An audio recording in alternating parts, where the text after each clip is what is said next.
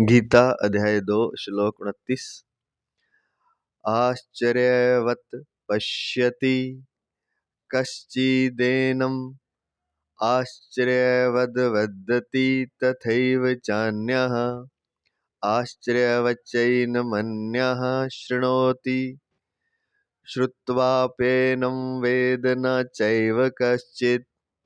कोई इस शरीर को आश्चर्य की तरह देखता अर्थात अनुभव करता है, और वैसे ही दूसरा कोई इसका आश्चर्य की तरह वर्णन करता है, तथा अन्य कोई इसको आश्चर्य की तरह सुनता है, और इसको सुनकर भी कोई नहीं जानता अर्थात यह दुर्विज्ञेय है। व्याख्या महाराज जी प्रातः स्मरणीय प्रातः वंदनीय है।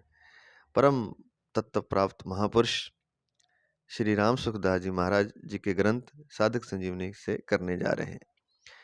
व्याख्या का पद है आश्चर्यवत् पश्यति कश्चिदेनम।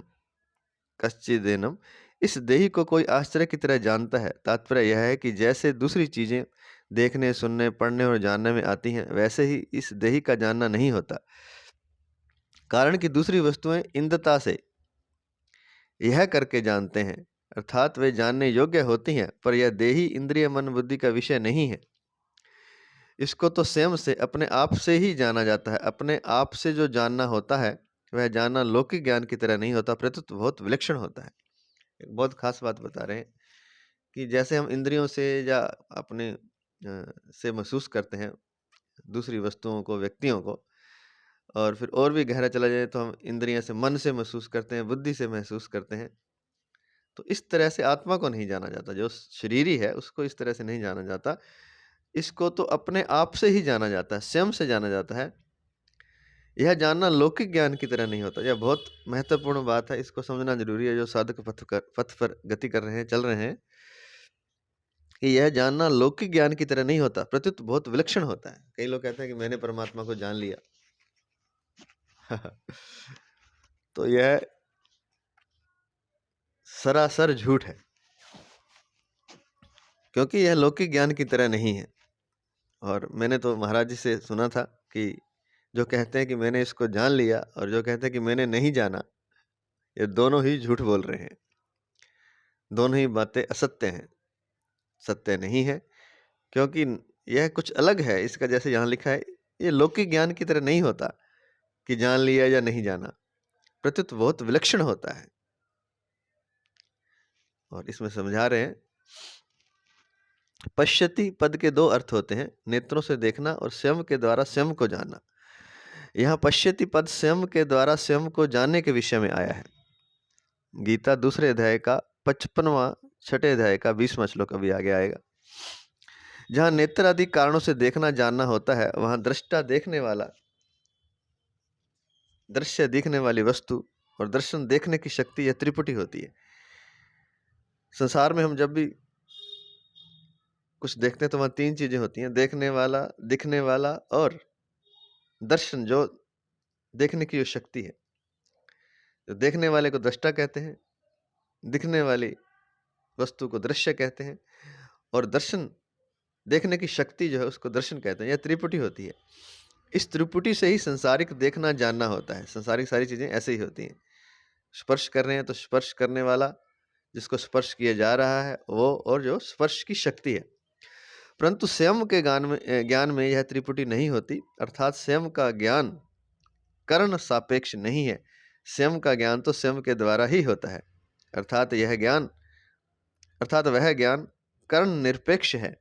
जैसे मैं हूं, ऐसा जो अपने होनेपन का ज्ञान है, इसमें किसी प्रमाण की या किसी कर्ण की आवश्यकता नहीं है। इस अपने होनेपन को इंद्रता से अर्थात दृश्य रूप से नहीं देख सकते।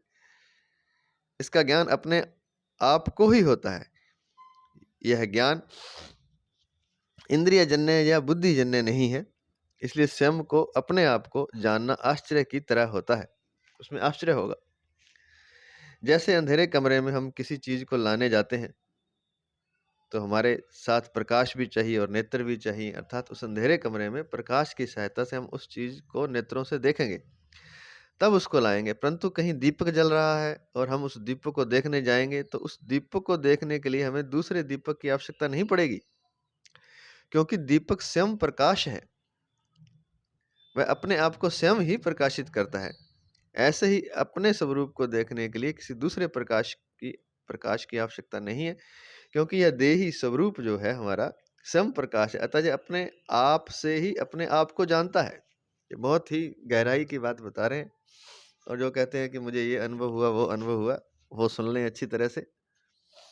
जहाँ तक अनुभव हो रहे हैं, वहाँ तक ज्ञान नहीं हुआ है। वह शरीर और मन और इंद्रियों के ही अनुभव हैं, उससे भिन्न नहीं है। बल्कि और जो ज्ञान है, जो वास्तविक ज्ञान है, जो स्वयं को जानना है, जो स्वयं की सत्ता, आत्मा, परमात्मा को जानना है, वह उस ज्ञान से बहुत विलक्षण है। यह महाराज जी कह रहे हैं।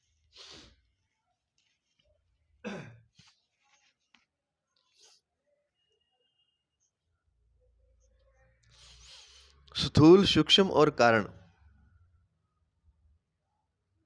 ये 3 शरीर हैं। अन्न जल से बना हुआ स्थूल शरीर है। यह स्थूल शरीर इंद्रियों का विषय है। इस स्थूल शरीर के भीतर 5 ज्ञान इंद्रियां, 5 कर्म इंद्रियां, 5 प्राण, मन और बुद्धि, इन 17 तत्वों से बना हुआ सूक्ष्म शरीर है। यह सूक्ष्म शरीर इंद्रियों का विषय नहीं है, प्रत्युत बुद्धि का विषय है।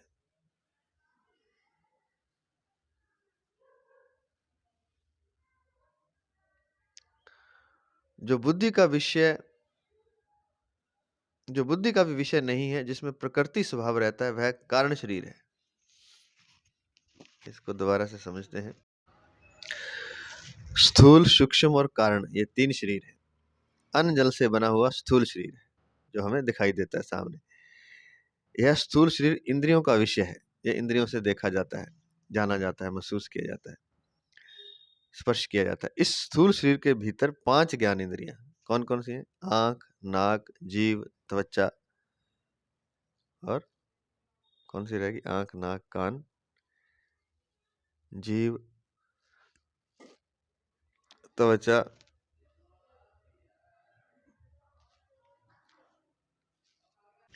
तो ये 5 ज्ञान इंद्रियां हैं और 5 कर्म इंद्रियां हैं। हाथ, पैर, गुदा, उपस्थ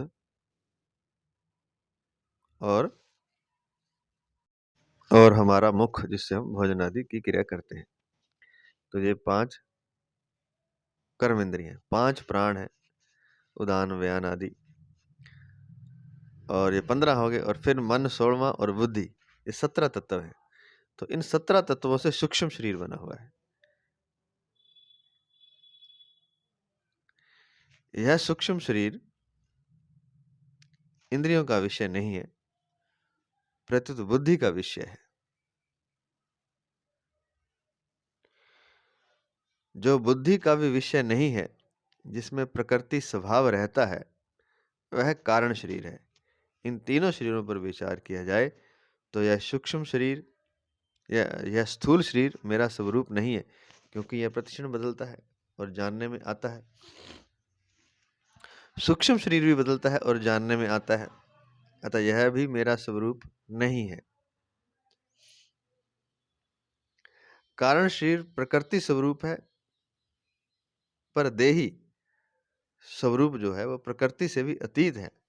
अतः कारण शरीर भी मेरा स्वरूप नहीं है। यह देही जब प्रकृति को छोड़कर अपने स्वरूप में स्थित हो जाता है, तब यह अपने आप से अपने आप को जान लेता है। यह जानना संसारिक वस्तुओं को जानने की अपेक्षा सर्वथा विलक्षण होता है, इसलिए इसको आश्चर्यवत पश्यति कहा गया है। बहुत ही ध्यान देने वाली बात है। जब तक कारण शरीर, सूक्ष्म शरीर, स्थूल शरीर से देही अपने आप को जुड़ा हुआ मानता है, तब तक हम अपने स्वरूप को नहीं जान रहे हैं, हम देही को नहीं जान रहे हैं। और कहते हैं कि यह देही जब प्रकृति को छोड़कर, ये सारी प्रकृति है यहाँ तक, मन, बुद्धि आदि सब कुछ, स्थूल शरीर, सूक्ष्म शरीर, कारण शरीर, जब प्रकृति को छोड़कर यह देही अपने स्वरूप में स्थित हो जाता है, तब यह अपने आप से अपने आप को जान लेता है, उसको छोड़ देता है, उससे तादात्म्य तोड़ देता है या छोड़ देता है और अपने स्वरूप में स्थित हो जाता है। तब यह अपने आप से ही अपने आप को जान लेता है। यह जानना संसारिक वस्तुओं को जानने की अपेक्षा सर्वथा विलक्षण होता है। बस ये जान लीजिए, ये जानना जरूरी है, क्योंकि नहीं तो बड़ा भ्रम रहता है कि हमने अनुभव कर लिए, हमने ये कर लिया, हमारी कुंडलिनी शक्ति जग गई, हमें प्रकाश का अनुभव हो गया, हमें नाद का अनुभव हो गया और अन्य अन्य अनुभव, वो सारे सूक्ष्म, स्थूल और कारण शरीर के ही हैं। तो जब ये अपने आप को स्वयं ही जान लेता है, और यह जानना सर्वथा विलक्षण होता है, इसलिए इसको आश्चर्यवत पश्यति कहा गया। पश्यति कह सकते थे, आश्चर्यवत पश्यति इसको अलग बताने के लिए कहा गया कि यह देखना अलग तरह का होगा, विलक्षण होगा। जो आज तक हमने अनुभव किए हैं, जो आज तक हमारी जानने की क्षमता है, और जिस तरह से हम सोचते हैं कि जाना जाता है, वह उससे बहुत विलक्षण होगा। यह भगवान ने कहा है कि अपने आप का अनुभव करने वाला कोई एक ही होता है, कश्चित। और आगे 7वें अध्याय के 3 श्लोक में भी यही बात कही है कि कोई एक मनुष्य ही मेरे को तत्व से जानता है। कश्चिन्माम वेत्ति तत्वतः। इन पदों से ऐसा मालूम होता है कि इस अविनाशी तत्व को जानना बड़ा कठिन है, दुर्लभ है।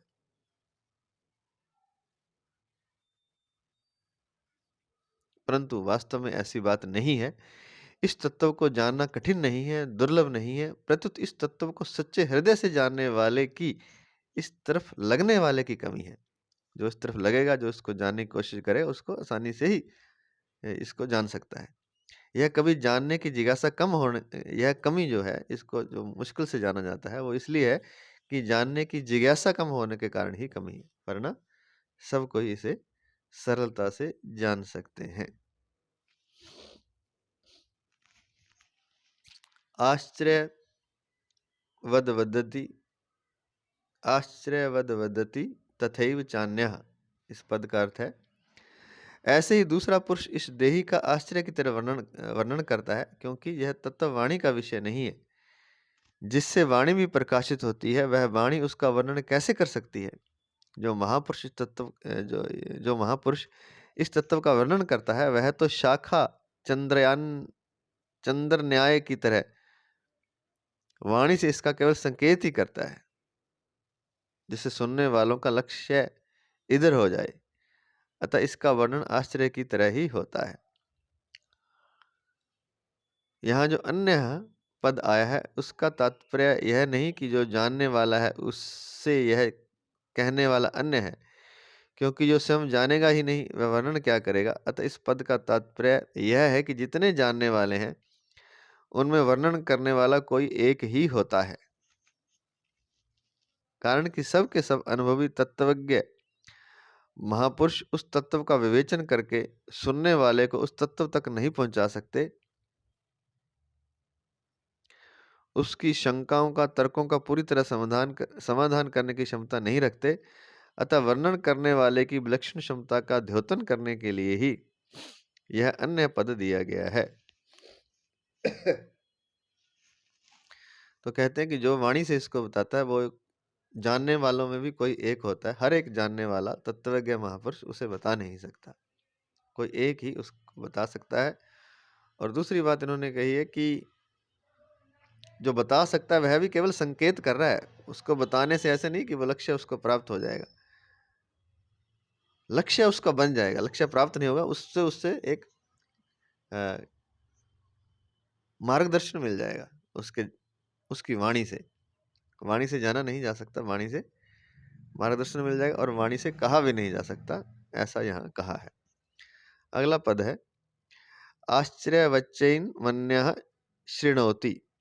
दूसरा कोई इस देही को आश्चर्य की तरह सुनता है। तात्पर्य है कि सुनने वाला शास्त्रों की, लोक लोकांतरों की जितनी बातें सुनता आया है, उन सब बातों से इस देही की बात विलक्षण मालूम देती है।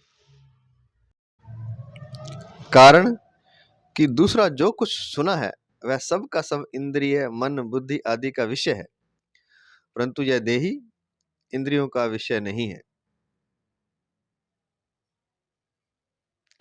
प्रत्युत यह इंद्रियों आदि के विषय को प्रकाशित करता है। अतः इस देही की विलक्षण बात वह आश्चर्य की तरह सुनता है। यहाँ अन्य पद देने का तात्पर्य है कि जानने वाला और कहने वाला, इन दोनों से सुनने वाला अर्थात तत्व का जिज्ञासु अलग है। अगला पद है श्रुत्वा पेनम वेद न चैव कश्चित। इसको सुन करके भी कोई नहीं जानता। इसका तात्पर्य यह नहीं कि उसने सुन लिया तो अब वह जानेगा ही नहीं। इसका तात्पर्य यह है कि केवल सुन करके, सुनने मात्र से इसको कोई भी नहीं जान सकता। सुनने के बाद जब वह स्वयं उसमें स्थित होगा तब वह अपने आप से ही अपने आप को जानेगा।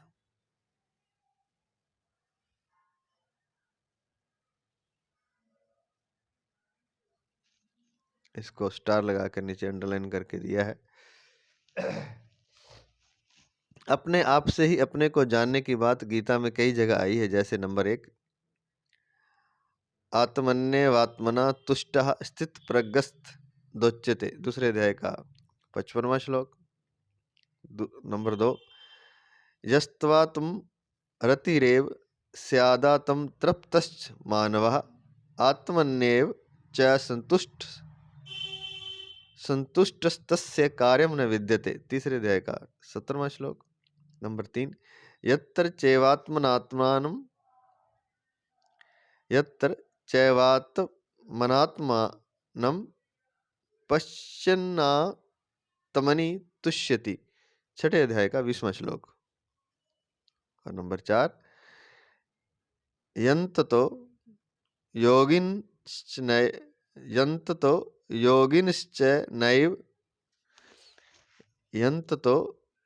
योगिनश्चैनं पश्यन्त्यात्मन्यवस्थितम्, 15वें अध्याय का 11वां श्लोक। तो इसमें आई है बार बार ये बात इन अध्यायों में कि केवल सुन करके, सुनने मात्र से इसको कोई भी नहीं जान सकता। सुनने के बाद जब यह स्वयं उसमें स्थित होगा तब वह अपने आप से ही अपने आप को जानेगा। यहाँ कोई कहे कि शास्त्रों और गुरुजनों से सुनकर ज्ञान तो होता ही है, फिर यह सुन करके भी कोई नहीं जानता, ऐसा कैसे कहा गया है? इस विषय पर थोड़ी गंभीरता से विचार करके देखें कि शास्त्रों पर श्रद्धा स्वयं शास्त्र नहीं कराते और गुरुजनों पर श्रद्धा स्वयं गुरुजन नहीं कराते, किंतु साधक स्वयं ही शास्त्र और गुरु पर श्रद्धा विश्वास करता है, स्वयं ही उनके सन्मुख होता है। अगर स्वयं के सन्मुख हुए बिना ही ज्ञान हो जाता तो आज तक भगवान के बहुत अवतार हुए हैं, बड़े बड़े जीवन मुक्त महापुरुष हुए हैं, उनके सामने कोई अज्ञानी रहना ही नहीं चाहिए था, अर्थात सबको तत्व ज्ञान हो जाना चाहिए था। पर ऐसा देखने में नहीं आता। श्रद्धा विश्वास पूर्वक सुनने से स्वरूप में स्थित होने में सहायता तो जरूर मिलती है, पर स्वरूप में स्थित स्वयं ही होता है। अतः उपयुक्त पदों का तात्पर्य तत्व ज्ञान को असंभव बताने में नहीं, प्रत्युत उसे करण निरपेक्ष बताने में है। करण निरपेक्ष बताने में है। मनुष्य किसी भी रीति से तत्व को जानने का प्रयत्न क्यों न करे, पर अंत में अपने आप से ही अपने आप को जानेगा। श्रवण मनन आदि साधन तत्व के ज्ञान में परंपरागत साधन माने जा सकते हैं, पर वास्तविक बोध करण निरपेक्ष अपने आप से ही होता है।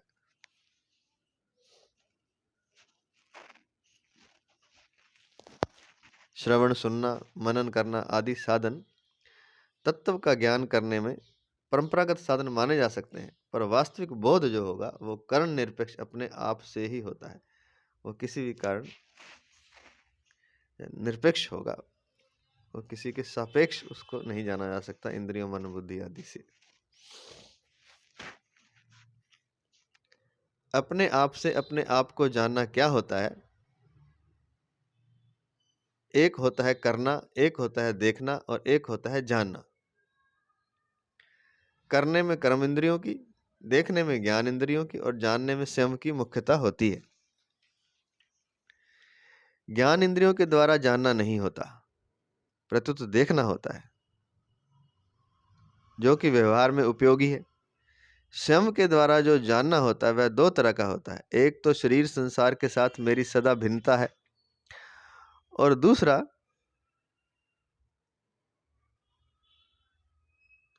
परमात्मा के साथ मेरी सदा अभिन्नता है। दूसरे शब्दों में, परिवर्तनशील नाशवान पदार्थों के साथ मेरा किंचन मात्र भी संबंध नहीं है, और अपरिवर्तनशील अविनाशी परमात्मा के साथ मेरा नित्य संबंध है। ऐसा जानने के बाद फिर स्वतः अनुभव होता है। उस अनुभव का वाणी से वर्णन नहीं हो सकता। वहां तो बुद्धि भी चुप हो जाती है। तो ज्ञान इंद्रियों के द्वारा जानना नहीं होता, कहते देखना होता है, जो कि व्यवहार के लिए उपयोगी है, और स्वयं ही स्वयं के द्वारा जाना जा सकता है। और वो जानना दो तरह से बताया इन्होंने। एक तो ये कि संसार के साथ मेरी, शरीर और संसार के साथ मेरी भिन्नता, मैं उनसे अलग हूं, ये जान ले, ये महसूस कर ले।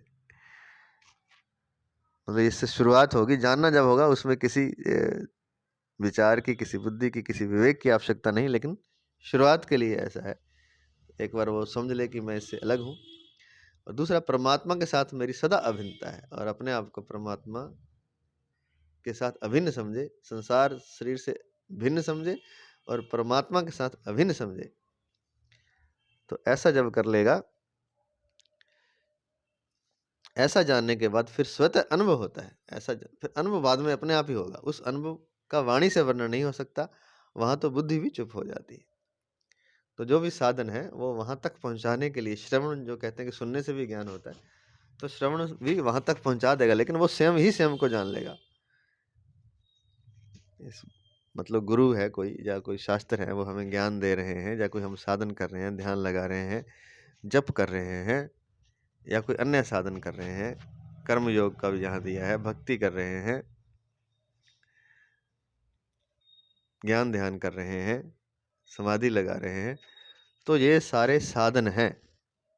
शास्त्र सुन रहे हैं, शास्त्रों का अध्ययन कर रहे हैं, गुरु के सानिध्य में बैठे हैं, ये सब साधन हैं। जहाँ तक मुझे समझ में आया है, ये सब साधन है। और लेकिन इससे ऐसा हो जाएगा कि वो स्वयं स्वयं में स्थित हो जाएगा, और जब स्वयं स्वयं में स्थित होगा तो वह अपने आप को जान लेगा, जो कि वाणी का, अनुभव आदि का विषय नहीं है, न कहने का, न सुनने का, न अनुभव का। कहना सुना जो जाता है वो बड़े तत्वज्ञानी महापुरुष भी 100 में से एक ही उसको बता सकता है, कह सकता है। कहने का मतलब ये नहीं कि वो उस तत्व को कह दिया, कहने का तात्पर्य ये है कि उस तत्व के बारे में बता दिया। उस तत्व के बारे में बताने से वह अपने आप में स्थित हो जाएगा। मेरे समझ से ऐसी बात आई है कि किसी को रास्ता बता दिया जाए कि ऐसे जाना है, ऐसे जाना है, ऐसे जाना है, उससे पहुंचा तो नहीं जा सकता रास्ता बताने से मात्र, लेकिन रास्ता बताने से चलने वाले को एक दिशा मिल जाएगी, मार्ग मिल जाएगा, मार्गदर्शन मिल जाएगा, और उस पर चलते हुए वह वहां तक पहुंच जाएगा।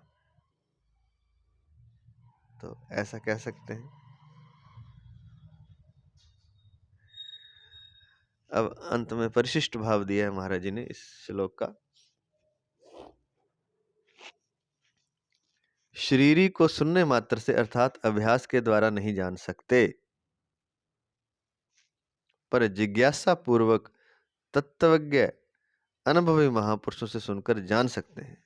क्या बात है। ये एक और बात आ गई है कि सुनने मात्र से तो नहीं जान सकते शरीरी को, पर जिज्ञासा पूर्वक किसी तत्वज्ञ अनुभवी महापुरुष से सुनकर जान सकते हैं। अगर उससे सुना जाए तो जान सकते हैं। इसका श्लोक भी दिया है गीता के 7वें अध्याय का 3रा श्लोक। यततामपि सिद्धानाम कश्चिन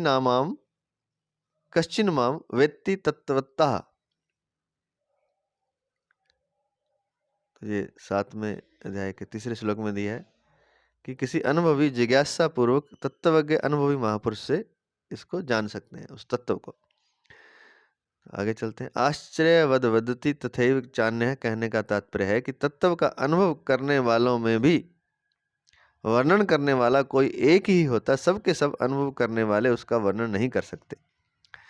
जैसे संसार में सुनने मात्र से विवाह नहीं होता, प्रत्युत स्त्री और पुरुष एक दूसरे को पति पत्नी रूप में स्वीकार करते हैं तब विवाह होता है।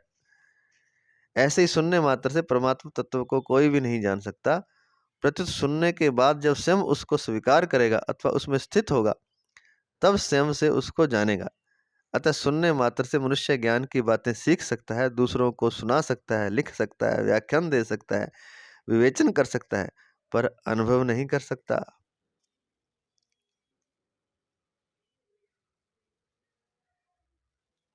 कुछ लोग सोचते हैं कि सुनने से ही हो जाएगा, तो सुनने से नहीं होगा।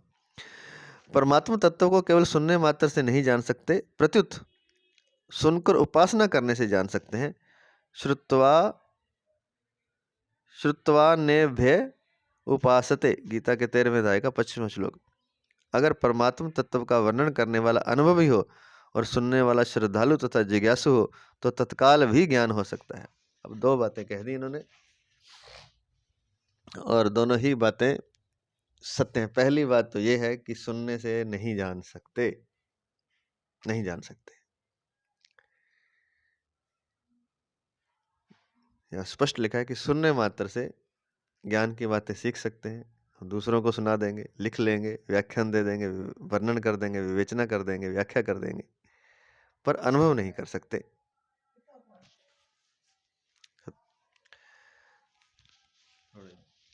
पर अनुभव नहीं कर सकते।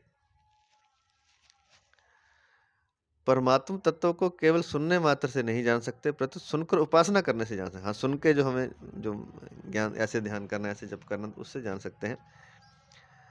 लेकिन एक बात और लिखी है, यह और भी इम्पोर्टेंट बात है। अगर परमात्म तत्व का वर्णन करने वाला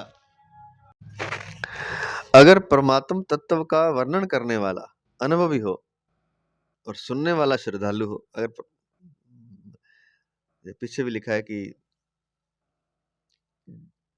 अनुभवी महापुरुषों से सुनकर ही जान सकते हैं, वहां पर जान सकते हैं, लेकिन तत्वज्ञ अनुभवी महापुरुष होना चाहिए, जिसका यह श्लोक 7वें अध्याय का 3रा श्लोक दिया हुआ है। यत्तामपि सिद्धानाम कश्चिन्माम वेत्ति तत्वतः, लेकिन वो जिज्ञासा भी होनी चाहिए। अनुभवी पुरुष से सुनने से भी नहीं होगा। अनुभवी पुरुष से वही सुने जो जिज्ञासा जिसके अंदर हो, जो जिज्ञासा पूर्वक सुनेगा वही उस तत्व को सुनने से भी जान सकता है। तो अगर यहाँ पे फिर लिखा है कि अगर परमात्म तत्व का वर्णन करने वाला अनुभवी हो, सुनने वाला श्रद्धालु तथा जिज्ञासु हो तो तत्काल भी ज्ञान हो सकता है। लेकिन ये ऐसा नहीं है कि वीडियो से सुन के हो जाएगा, फोन से सुन के हो जाएगा, ऐसे नहीं होगा, कैसेट से हो जाएगा, नहीं।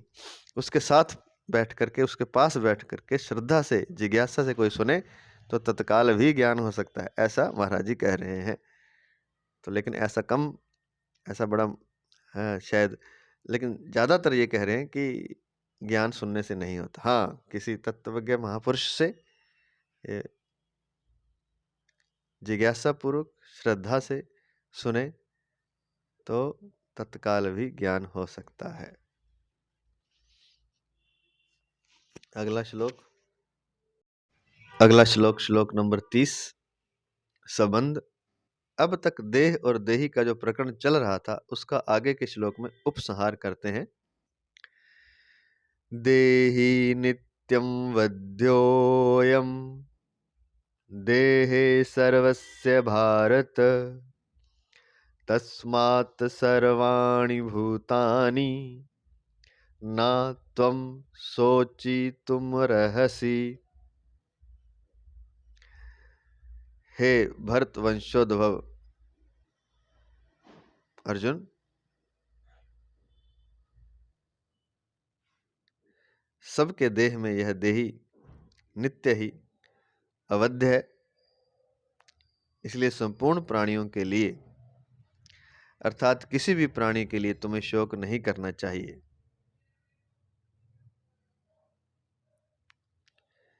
व्याख्या इस प्रकार है। देहि नित्यम वध्यो वयम देहे सर्वस्य भारत। मनुष्य, देवता, पशु, पक्षी, कीट, पतंग आदि स्थावर जंगम संपूर्ण प्राणियों के शरीरों में यह देही नित्य अवध्य अर्थात अविनाशी है। अवध्य शब्दों के दो अर्थ होते हैं। अवध्य शब्द के दो अर्थ होते हैं। नंबर एक, इसका वध नहीं करना चाहिए, और दो, इसका वध हो ही नहीं सकता। अवध्यः, जैसे गाय अवध्य है, अर्थात कभी किसी भी अवस्था में गाय को नहीं मारना चाहिए, क्योंकि गाय को मारने में बड़ा भारी दोष है, पाप है। परंतु देही के विषय में देही का वध नहीं करना चाहिए, ऐसी बात नहीं है। प्रत्युत इस देही का वध अर्थात नाश कभी किसी भी तरह से हो ही नहीं सकता, और कोई कर भी नहीं सकता, इसलिए इसे कहा गया अवध्य, यानी कि इसका वध हो ही नहीं सकता। विनाशम व्ययस्यास्य न कश्चित कर्तुम अर्हति। दूसरे अध्याय के अब 17वें श्लोक में हमने किया था। तो इसका किसी भी तरह से कोई वध नहीं कर सकता, हो नहीं सकता और कर नहीं सकता। तस्मात् सर्वाणि भूतानि न त्वं शोचितुमर्हसि, इसलिए तुम्हें किसी भी प्राणी के लिए शोक नहीं करना चाहिए, क्योंकि इस देही का विनाश कभी हो ही नहीं सकता, और विनाशी देह क्षण मात्र भी स्थिर नहीं रहता। और जो देह है वह क्षण मात्र भी स्थिर नहीं, वो तो निरंतर मृत्यु की ओर जा रहा है। यहाँ सर्वाणी भूतानी पदों में बहुवचन देने का आशय है कि कोई भी प्राणी बाकी ना रहे, अर्थात किसी भी प्राणी के लिए शोक नहीं करना चाहिए। शरीर विनाशी ही है, क्योंकि उसका स्वभाव ही नाशवान है, वह प्रतिक्षण ही नष्ट हो रहा है। परंतु जो अपना नित्य स्वरूप है उसका कभी नाश होता ही नहीं। अगर इस वास्तविकता को जान लिया जाए, फिर शोक होना संभव ही नहीं है। प्रकरण संबंधी विशेष बात दी है महाराज जी ने।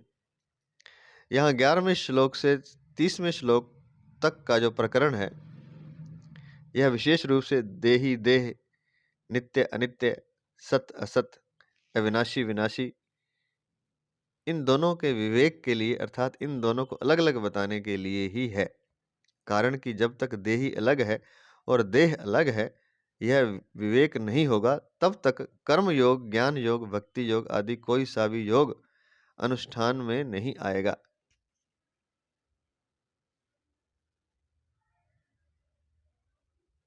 इतना ही नहीं, स्वर्ग आदि लोकों की प्राप्ति के लिए भी देही देह के भेद को समझना आवश्यक है। कारण कि देह से अलग देही ना हो तो देह के मरने पर स्वर्ग कौन जाएगा।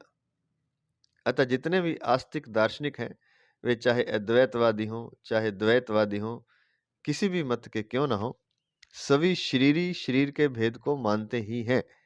यहाँ भगवान इसी भेद को स्पष्ट करना चाहते हैं। इस प्रकरण में भगवान ने जो बात कही है वह प्राय संपूर्ण मनुष्यों के अनुभव की बात है। जैसे देह बदलता है और देही नहीं बदलता। अगर यह देही बदलता तो देह के बदलने को कौन जानता।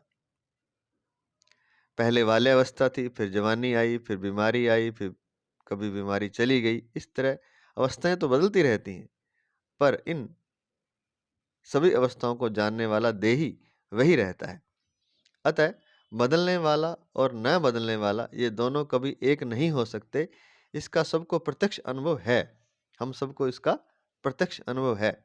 इसलिए भगवान ने इस प्रकरण में आत्मा, अनात्मा, ब्रह्म, जीव, प्रकृति, पुरुष, जड़, चेतन, माया, अविद्या आदि दार्शनिक शब्दों का प्रयोग नहीं किया है। इसको स्टार लगाकर नीचे दिया है अंडरलाइन करके। यद्यपि इस प्रकरण में 15वें और 21वें श्लोक में 2 बार पुरुष शब्द का प्रयोग किया है, तथापि वह दार्शनिक प्रकृति पुरुष के अर्थ में प्रयुक्त न होकर मनुष्य के अर्थ में ही प्रयुक्त हुआ है। कारण कि लोगों ने दार्शनिक बातें केवल सीखने के लिए मान रखी हैं, उन बातों को केवल पढ़ाई का विषय मान रखा है। इसको दृष्टि में रखकर भगवान ने इस प्रकरण में दार्शनिक शब्दों का प्रयोग न करके देह, देही, शरीर, शरीरी, असत, सत, विनाशी, अविनाशी शब्दों का ही प्रयोग किया है। जो इन दोनों के भेद को ठीक ठीक जान लेता है, उसको कभी किंचन मात्र भी शोक नहीं हो सकता। जो केवल दार्शनिक बातें सीख लेते हैं, उनका शोक दूर नहीं होता। एक 6 दर्शनों की पढ़ाई करना होता है और एक अनुभव करना होता है। ये दोनों बातें अलग-अलग हैं और इनमें बड़ा भारी अंतर है। पढ़ाई में ब्रह्म, ईश्वर, जीव, प्रकृति और संसार ये सभी ज्ञान के विषय होते हैं। अर्थात पढ़ाई करने वाला तो ज्ञाता होता है और ब्रह्म, ईश्वर आदि इंद्रियों और अंतःकरण के विषय होते हैं। पढ़ाई करने वाला तो जानकारी बढ़ाना चाहता है, विद्या का संग्रह करना चाहता है, पर जो साधक, मुमुक्षु, जिज्ञासु और भक्त होता है, वह अनुभव करना चाहता है। अर्थात प्रकृति और संसार से संबंध विच्छेद करके और अपने आप को जानकर ब्रह्म के साथ अभिन्नता का अनुभव करना चाहता है, ईश्वर के शरण होना चाहता है। बस ये फ़र्क है, ये फ़र्क विशेष है कि उसके बारे में जान लिया परमात्मा के बारे में और अनुभव कर लिया, दोनों बातें अलग-अलग हैं। इसलिए भगवान ने यहाँ दार्शनिक शब्दों का प्रयोग नहीं किया, क्योंकि दार्शनिक आत्मा, अनात्मा, ब्रह्म, जीव, प्रकृति, पुरुष, जड़, चेतन, माया, अविद्या आदि दार्शनिक शब्दों का प्रयोग भगवान ने नहीं किया। उसका कारण यही है कि कोई दार्शनिक चिंतन की बात भगवान यहाँ नहीं करना चाहते, भगवान यहाँ अनुभव की बात करना चाहते हैं। इसलिए उन्होंने जो चलन में दार्शनिक शब्द हैं उनका प्रयोग न करके अन्य शब्दों का प्रयोग किया, ताकि उस अनुभव को उसको जान सके और उसको ठीक-ठीक समझ सके। दार्शनिकता से नहीं, अनुभव की दृष्टि से उसको ठीक-ठीक समझ सकें। तो इसलिए उन्होंने देह, देही, शरीर, शरीरी, असत, सत, विनाशी, अविनाशी शब्दों का ही प्रयोग किया है। तो यह खास बात थी, इसका परिशिष्ट भाव रह गया है। इस 30वें श्लोक का वो हम कल करेंगे। आज इतना ही। जय श्री कृष्ण, जय श्री कृष्ण, जय श्री कृष्ण। और अंत में एक कहना चाहते हैं कि जो देह, देही, शरीर, शरीरी, असत, सत, विनाशी, अविनाशी शब्दों का प्रयोग भगवान ने किया है और जो इन दोनों के भेद को ठीक-ठीक जान लेता है, उसको कभी किंचन मात्र भी शोक नहीं हो सकता। जान लेता है, समझ नहीं लेता, जान लेता है। जो केवल दार्शनिक बातें सीख लेते हैं, उनका शोक दूर नहीं होता, और जो जान लेंगे, अनुभव कर लेंगे, उनका शोक दूर हो जाएगा। उसको कभी किंचन मात्र भी शोक नहीं हो सकता, संसार में कुछ भी हो जाए। कोई मरे, चाहे कोई जिए, किसी की मृत्यु हो, कोई उत्पन्न हो जाए, कोई लाभ, हानि, यश, अपयश, मान, अपमान,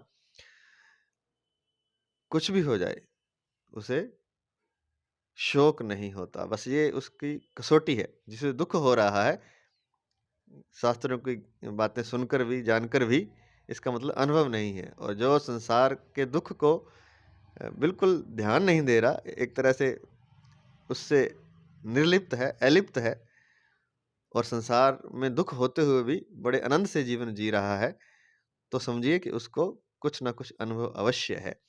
तभी वह दुखों के बावजूद भी संसार में मुस्कुराता हुआ, हंसता हुआ, अपना कर्तव्य कर्म करता हुआ, परमात्मा का भजन करता हुआ, नाम जप, कीर्तन, ध्यान, समाधि आदि करता हुआ जी रहा है। और अगर खाली ज्ञात बातें सुनिए तो थोड़ी सी समस्या आते ही चेहरे पर शिकन आ जाएगी। यह कसौटी है।